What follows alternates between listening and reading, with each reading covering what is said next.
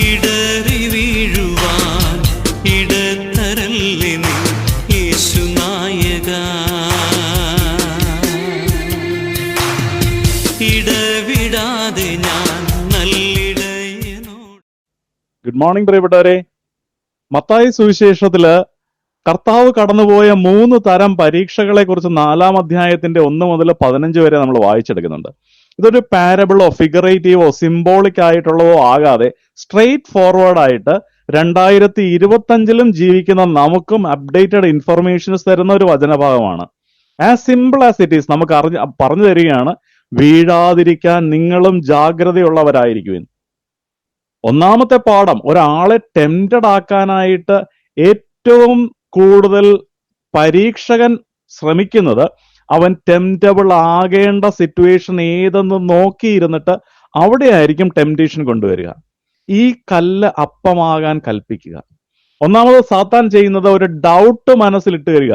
നീ ദൈവപുത്രനാണെങ്കിൽ, സൊല്യൂഷൻ അവൻ തന്നെ പറഞ്ഞു തരിക, കല്ലപ്പമാക്കിയാൽ ഉറപ്പിക്കാം നീ ദൈവപുത്രനാണെന്ന്. എന്നാൽ കർത്താവ് പറഞ്ഞ എങ്ങനെയാ, എടോ സാത്താനെ, ഞാൻ ദൈവപുത്രനാണെന്നതിൽ എനിക്ക് സംശയമില്ല, അത് നിന്നോട് തെളിയിക്കേണ്ട കാര്യവും എനിക്കില്ല. നമുക്കുള്ള പാഠം എന്താ? നാം ക്രിസ്തുവിൽ ദൈവമക്കളാകയാൽ ടെംപ്റ്റബിൾ ആയിട്ടുള്ള സിറ്റുവേഷൻ വരുമ്പോൾ ഈ ബോധ്യം ഉള്ളിൽ തെളിഞ്ഞാൽ മതി. പാപം ചെയ്യാൻ പറ്റത്തില്ല എന്ന് മാത്രമല്ല, ടെംപ്റ്റേഷനിൽ വീഴാതിരിക്കാൻ സാധിക്കുകയും സന്തോഷത്തോടെ അതറിയാതെ ദൈവിക സന്തോഷം ഉള്ളിൽ നിറയുകയും ചെയ്യും. തന്റെ യൗവനത്തിൽ പൊത്തിഫറിന്റെ പ്രലോഭനത്തില് ജോസഫിനെ നിർബന്ധിച്ച് വസ്ത്രത്തിൽ പിടിച്ച് വലിച്ച് കിടപ്പറയിലേക്ക് കൊണ്ടുപോകാൻ ശ്രമിച്ചിട്ടും തുണി വിട്ടുകൊടുത്ത് പാപത്തിൽ നിന്ന് ഓടി അകലുന്ന ജോസഫ്. എന്തുകൊണ്ടാണ് അങ്ങനെ സംഭവിച്ചത്? He knows who he is. ആ കോൺഫിഡൻസ്, താൻ ദൈവ മകനാണ് എന്നുള്ള കോൺഫിഡൻസ്. ടെംപ്റ്റബിൾ സിറ്റുവേഷൻ ഉണ്ടാകുമ്പോഴത്തേക്കും I trust in my heavenly father. അതെനിക്ക് ഒരു അത്ഭുതം കാണേണ്ട ആവശ്യമില്ല അത് തെളിയിക്കാനായിട്ട്. രണ്ടാമത്തേത്, നീ താഴേക്ക് ചാടിക്കോ, ദൂതന്മാർ നിന്നെ കൈകളിൽ വഹിച്ചോളും. എന്തിനെയാണ് അവിശ്വസിക്കേണ്ടത്? തിരുവചനങ്ങളെ അല്ലെങ്കിൽ തിരുവെഴുത്തുകളെ അവിശ്വസിക്കാനായിട്ട് പ്രലോഭിപ്പിക്കുന്നു. നീ ചാടി നോക്ക്, വചനം സത്യമാണോ എന്ന് നമുക്കൊന്ന് ടെസ്റ്റ് ചെയ്യാം. നീ ഇവിടെ സാത്താൻ പരീക്ഷയുമായി വന്നപ്പോൾ കർത്താവ് ഇന്നത്തെ രീതിയിൽ in the name of heavenly father I cast out എന്നൊന്നും പറഞ്ഞ് അലറി വിളിച്ചില്ല. നിന്നെ ബന്ധിച്ച് ശാസിച്ച് ബത്സിച്ച് ഭോ സാത്താനെ എന്നും പറഞ്ഞ് മുന്നിലിരിക്കുന്നവരുടെ മുഖത്ത് തുപ്പലും തെറിപ്പിച്ച് കാറിക്കൂവി സ്റ്റേജും ചവിട്ടി പൊളിച്ച് അവനെ ഔട്ടാക്കിയില്ല. മറിച്ച് ഒറ്റ ദൈവവചനം പറഞ്ഞു, നിന്റെ ദൈവമായ കർത്താവിനെ പരീക്ഷിക്കരുത് എന്ന് പറഞ്ഞ വചനം കൂടി എഴുതപ്പെട്ടിരിക്കുന്നു. 2025 ജീവിക്കുന്ന നമുക്ക് ഇതിൽ നിന്നൊരു ഗുണപാഠമുണ്ട് പ്രിയപ്പെട്ടവരെ. ഇത് തിരിച്ചറിയാതെ പോകരുത്. വചനം അറിയണം, എങ്കിലേ വിശ്വാസത്തിന്റെ പേരിൽ നടക്കുന്ന ചൂഷണങ്ങളും കള്ളത്തരങ്ങളും പിടികിട്ടു. എന്ത് വില കൊടുത്തും ഈ വചനം പഠിക്കാനായിട്ട് ശ്രമിക്കണം കേട്ടോ. എങ്കിലേ തിരിച്ചു പറയാനായിട്ട് നമുക്ക് വചനത്തിൽ നിന്ന് ഉത്തരം പറയാനായിട്ട് കിട്ടൂ. മൂന്നാമത്, എന്നെ ഒന്ന് താണു വണങ്ങിയാൽ മതി, ഇതെല്ലാം നിനക്ക് തരാം. വലിയ ഗുണപാഠം അതിനകത്തുണ്ട്. നീ സ്വർഗം വിട്ട് ഭൂമിയിൽ മനുഷ്യപുത്രനായി വന്നത് ഞാൻ പിടിച്ചു വെച്ചിരിക്കുന്നത് തിരിച്ചു പിടിക്കാനല്ലേ, നിന്റെ ജനത്തെ തിരിച്ചു പിടിക്കാനല്ലേ. താൻ കഷ്ടപ്പെടണ്ട, ഇതിലൊന്നും എന്നെ ഒന്ന് താണു വണങ്ങിയാൽ മതി, ഞാൻ പിടിച്ചു വെച്ചിരിക്കുന്നത് മുഴുവൻ നിനക്ക് തരാം. നീ പീഡകൾ സഹിക്കണ്ട, കുരിശിൽ മരിക്കണ്ട. അതായത് സിമ്പിൾ, ഒന്ന് താണു വണങ്ങിയാൽ മതി. സിമ്പിൾ, കുറുക്കു വഴി. വേണമെങ്കിൽ യേശുവിനെ പിതാവിനോട് പറയാം, പിതാവേ, നമ്മൾ വിചാരിച്ചതുപോലെ കഷ്ടപ്പെടേണ്ടിയൊന്നും വരത്തില്ല, അവനെല്ലാം തിരിച്ചു തരാൻ ഇപ്പോഴേ തയ്യാറാ, ഞാൻ ചെന്ന് തന്നെ പേടിച്ചു എന്ന് തോന്നുന്നു.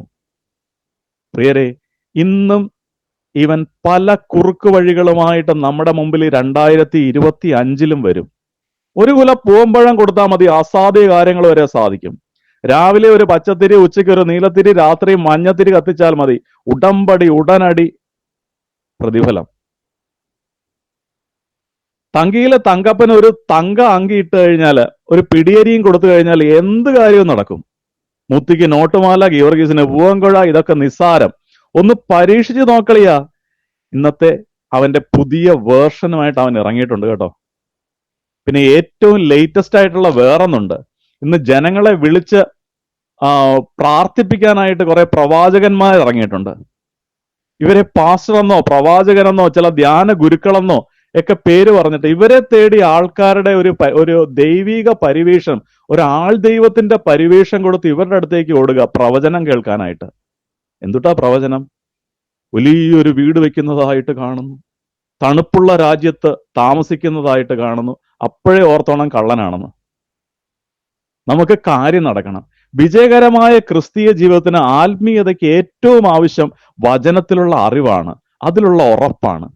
അഭിഷേകത്തിന്റെ ഹയർ ലെവലിലാണ് വീഴാനായിട്ടുള്ള ഏറ്റവും വലിയ സാധ്യത.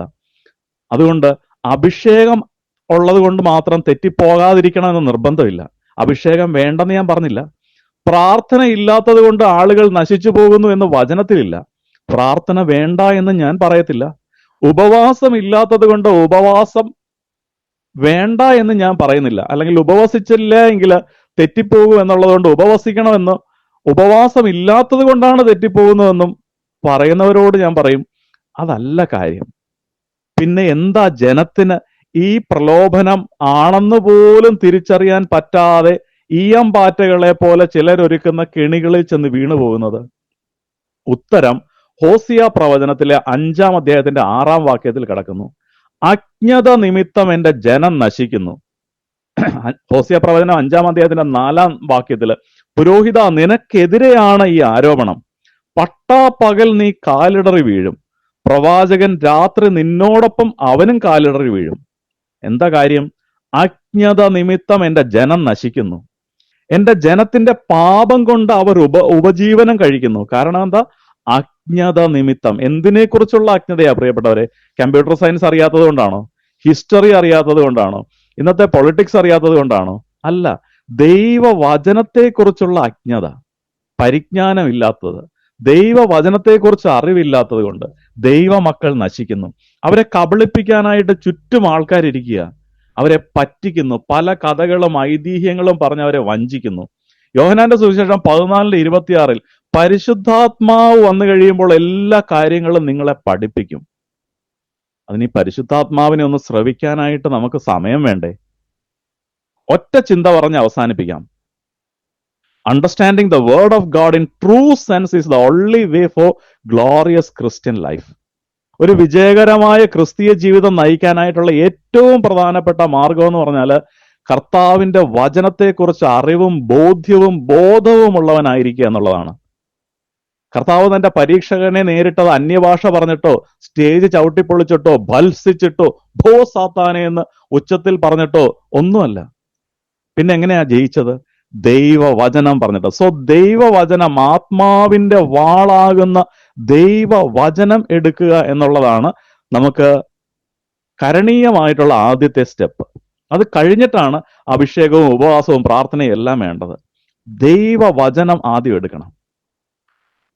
സാത്താൻ നിന്റെ മുൻപിൽ ഈസി ചോയ്സ് കൊണ്ടുവരും. ദൈവപുത്രനെ ഒരു ഹാർഡ് ചോയ്സ് ആണ് തിരഞ്ഞെടുത്തത്. നമ്മുടെ മുമ്പിൽ അവൻ ഇപ്പോഴും കൊണ്ടുവരുന്നത് ഈസി ചോയ്സ് എന്നും പറഞ്ഞിട്ടാണ്, അല്ലേ? ഒരു പൂവങ്കല 33 പ്രാവശ്യം 33 വചനങ്ങൾ 33 പ്രാവശ്യം എഴുതിയാൽ മതി.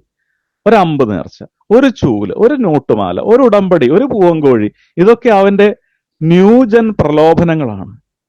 In a Christian life there is no shortcuts. കർത്താവിന്റെ വചനത്തിൽ പരിജ്ഞാനമുള്ളവരായിരിക്കുക എന്നുള്ളതാണ് ഇത്തരത്തിലുള്ള ചതിക്കുഴികളിൽ വീഴാതിരിക്കാനായിട്ടുള്ള ഏക മാർഗം. പ്രിയപ്പെട്ടവരെ, ഇന്നെങ്കിലും താമസിച്ചിട്ടില്ല, ഇന്നെങ്കിലും തീരുമാനമെടുക്കുക. ദൈവത്തിന്റെ വചനത്തിൽ ആഴമായിട്ട് എനിക്ക് അറിയാവുന്ന രീതിയിലൊക്കെ അത് അറിയാനായിട്ട് ശ്രമിക്കാനായിട്ടുള്ള മാർഗങ്ങൾ ഞാൻ അന്വേഷിക്കും. കർത്താവിന്റെ വചനം പഠിക്കും. കർത്താവിന്റെ വചനത്തിൽ എല്ലാ ദിവസവും ഞാൻ കുറച്ചു സമയം ഇരുന്ന് അതൊന്ന് അഭ്യസിക്കാൻ, അല്ലെങ്കിൽ അതൊന്ന് മനഃപ്പാടമാക്കാൻ, അതിന്റെ അർത്ഥം മനസ്സിലാക്കാനായിട്ട് ഞാൻ ശ്രമിക്കും. ആർക്കും നമ്മളെ തകർക്കാനോ വഞ്ചിക്കാനോ പാപത്തിന്റെ ചെളിക്കുണ്ടിലേക്ക് വലിച്ചിടാനോ ചൂഷണത്തിലേക്ക് ഇഴച്ചുകൊണ്ടു പോകാനോ സാധിക്കില്ല. അവന്റെ കൂടെ നടക്കാം. നല്ലൊരു ദിവസം ആശംസിക്കുന്നു. കർത്താവ് നമ്മെ നിത്യതയുടെ തുറമുഖത്ത് സുരക്ഷിതമായി എത്തിക്കും. ആമേൻ.